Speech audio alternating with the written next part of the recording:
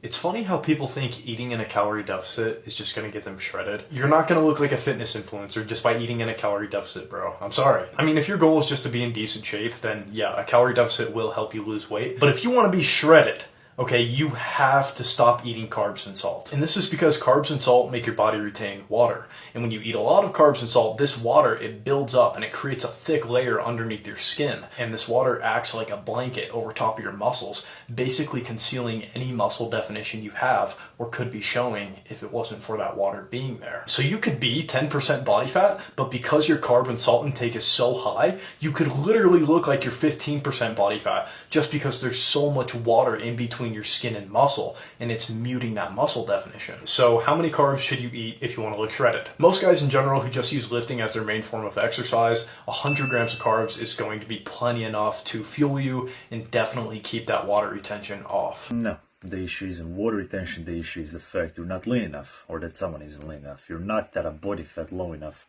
And let's be real, 10% isn't shredded to begin with. That's lean. If you get truly shredded, like this skin shredded, I guarantee you, no amount of water retention will make you look less shredded, at least not significantly less shredded or ripped than average bystander. Sure, if you step on a stage next to other competitors who are equally shredded, subcutaneous water retention can make quite a bit of difference, at least a trained eye. Also, that's not how subcutaneous water retention looks like.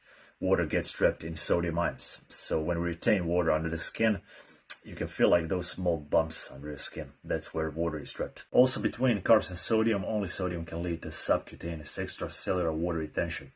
That water retention happening under the skin. Carbs, on the other hand, can only lead to intracellular water retention.